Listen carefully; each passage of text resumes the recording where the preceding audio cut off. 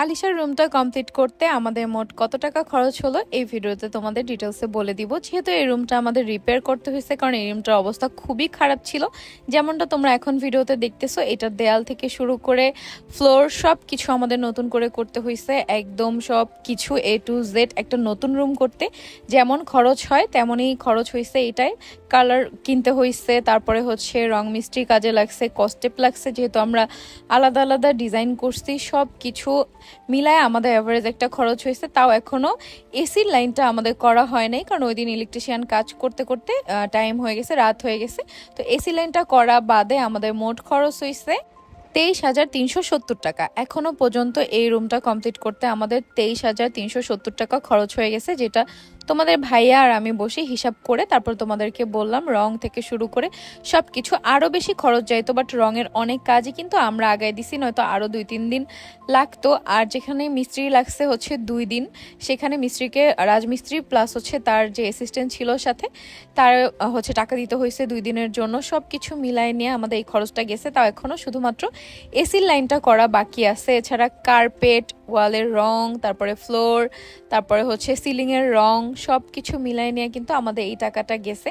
দেখো, ছোট একটা রুম, তারপরেও শুধুমাত্র রিপেয়ার করতে এত টাকা চলে গেছে। আসলে বাড়ি করতে অনেক অনেক টাকার প্রয়োজন, অনেক অনেক খরচ। আর আমি মনে করি কি, নতুন কাজের চেয়ে পুরনো কাজে হচ্ছে বেশি সময় লাগে, বেশি খরচও লাগে। কারণ পুরনো কাজ কোনো মিস্ত্রিরা নিতে চায় না, অনেক খুঁজে খুঁজে তারপরে তাদেরকে নিতে হয় কাজ করানোর জন্য। আবার সব কিছু পরিবর্তন করা হয়। এর মধ্যে কিন্তু সুইচ বোর্ড আমাদের, সেগুলোর টাকা, ইলেকট্রিক বিল, সব কিছু মানে ইলেকট্রিশিয়ানের যে বিল, সেগুলো মিলাই কিন্তু আমাদের এই টাকাটা খরচ হয়েছে। আর এই রুমটার সাইজ হচ্ছে 12 ফিট বাই 13 ফিট। তো এই 12 ফিট বাই 13 ফিট রুমের জন্য কিন্তু কার্পেটও কিনতে হয়েছে আমাদের। আর ওর রুমের কার্পেটটা মোটামুটি দামি কিনছি আমাদেরটার চেয়ে।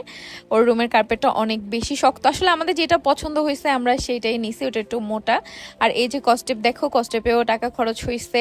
আবার এখানে সাদা রং লাগছে, লাইট পার্পেল কালার লাগছে, আবার হচ্ছে ডার্ক পার্পেল, আবার সাদার মধ্যে দুইটা, মানে গ্রিলের জন্য কিন্তু আলাদা রং সেটা লাগছে। আবার হচ্ছে সিলিংয়ের জন্য আলাদা রং, প্রত্যেকটা জিনিস। তারপরে এই যে দেখতেছো ওয়ালে প্রিন্ট করার, এগুলোও আমাদের কিনতে হয়েছে এক একটা 200 টাকা করে। দুইটা যেহেতু নিছি আমরা প্যাটার্ন, দুইটা হচ্ছে 400 টাকা। তোমাদের দেখে মনে হতে পারে হয়তো বা রং করানোর জন্য এত টাকা গেছে। না, আমাদের সবচেয়ে বেশি খরচ গেছে হচ্ছে সিমেন্ট, বালু, এগুলা কেনার জন্য। অনেকগুলা সিমেন্টের বস্তা লাগছে, অনেকগুলা বালুর বস্তা লাগছে, কারণ যেহেতু পুরো ফ্লোরটা নতুন করে ঢালাই দিছে। তারপরে একটা দেয়াল তো সম্পূর্ণ নতুন করে করছে প্লাস্টার, আর বাকি কিছু কিছু দেয়ালেও কিন্তু প্লাস্টারের কাজ করছে। আর মিস্ত্রির বিল তো পার ডে ছিল হচ্ছে 1700 টাকা, মানে মিস্ত্রি এবং তার অ্যাসিস্ট্যান্ট দুইজনের। তো 2 দিন আমাদের লাগছে। তো সব কিছু মিলাই নিয়ে যে অ্যামাউন্টটা খরচ হয়েছে আমি তো তোমাদের জানাই দিছি। তো তোমরা এরকম ছোট রুম যারা মেকওভার করতে চাও, তাদের একটা আইডিয়া হয়ে গেল।